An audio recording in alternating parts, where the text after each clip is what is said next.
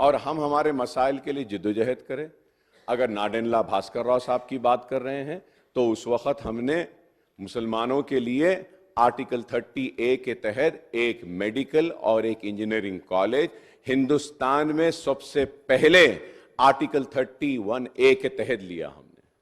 मैं ये क्लैरिफाई करना चाहता हूं कि इस वजह से कि मुसलमान तालीम में पसमानदा थे, और उसके बाद में रेवंत रेड्डी साहब ने कहा कि एक मुसलमान को हराने के लिए जुबली हिल्स गए, इससे पहले नहीं लड़े थे। Sir, I would like to, through you, tell the Honorable Chief Minister Saab that he is now an MLA. In last parliament, he contested for Malkajgiri. So if he doesn't contest this time, so if he again goes to Malkajgiri after next 5 years, तो shall I stand and say कि आप जब नहीं गए थे अब क्यों गए बोल के? ये कैसी बात है साहब ये? और सर एवरी देखिए साहब, सर जमहूरियत का कोई ठेकेदार नहीं है, जमहूरियत सबकी है, और जमहूरियत में हमको इलेक्शन लड़ने का इख्तियार है। और बार बार आप हमको बीजेपी की बी टीम बोल के पुकारते रहे। हम बीजेपी की नहीं, हम बीजेपी की बी टीम नहीं है सर हम मर जाएंगे, जंगलों का रुख कर लेंगे, ये सांपों और बिच्छुओं को इन हथेली पे दूध पिला लेंगे, जंगलों का रुख कर लेंगे, मगर कभी बाबरी मस्जिद को शहीद करने वाले और मुसलमानों के खून से होली खेलने वालों के करीब नहीं जाएंगे। हम मरते मर जाएंगे, मगर कभी बीजेपी के साथ जाने वालों में से नहीं है। और हम सिर्फ मुसलमानों के हक के लिए लड़ते हैं। चीफ मिनिस्टर साहब ने कहा कि किसी दिन बहस कर लेंगे, मजलिस कहां गई? चलिए मैं चैलेंज को कबूल करता हूं और आपको चैलेंज देता हूं, आज ही बहस कर लेंगे। मजलिस कहां गई, किधर गई, किसके साथ रही? कबूल है तो आ जाओ, आज उस पर बहस कर लेंगे, हम तैयार हैं।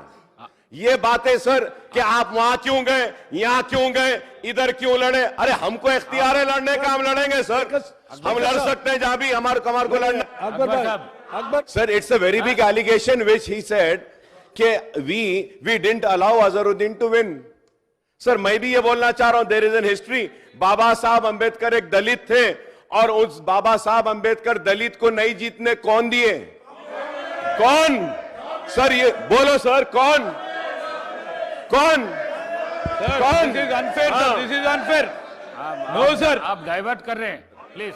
और उसके बाद में सर मैं ये कहना चाहता हूं, बहैसियत एक रुकने असेंबली, क्या मैं अपने चीफ मिनिस्टर के सामने अपने मसाइल को नहीं रख सकता? क्या मैं एक रुकने असेंबली की हैसियत से मेरे पुराने शहर में या मेरे कॉन्स्टिट्यूंसी में अगर किसी चीज की जरूरत है तो क्या नहीं बोल सकता?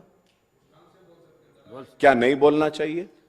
तो आप रिकॉर्ड्स को उठाकर देखिए सर, मैं सिर्फ यही बोला कि ओल्ड सिटी में ये थोड़े काम बाकी है। There is a continuation, government is a continuous process sir, कि आज अगर 100 करोड़ के काम हुए तो आगे फर्ज करिए उस 100 करोड़ को कंप्लीट करने के लिए एक 10 करोड़ की जरूरत होगी, तो मैं 10 करोड़ के लिए क्या मुतालबा नहीं करूंगा?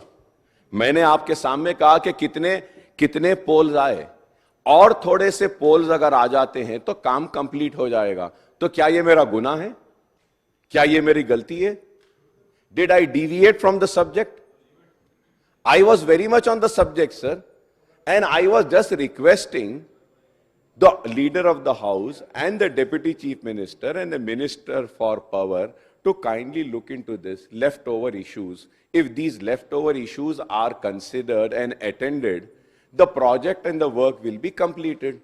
तो क्या गलत है? आप बोलिए, नहीं बोलना चाहिए? नहीं। अगर नहीं बोलना है और आप बोलिए कि मैं अकबर साहब बोलिए। Sir, honorable speaker, sir, when I spoke, sir, I brought about the issues which were not mentioned in the white paper. I was listening to all the members. I had heard the ex Jagdish Reddy Saab also. I heard BJP members also. I heard many from the treasury benches also. But many issues which I had mentioned today in my speech was not addressed. So did I deviate from the subject? And sir, if I have given the calculations and I had said about the per capita consumption, I had said about the debt, about the loans, sir, it is not my statement. I gathered all that by calculating from the white paper. I don't understand the reason for the treasury benches to get agitated and come to a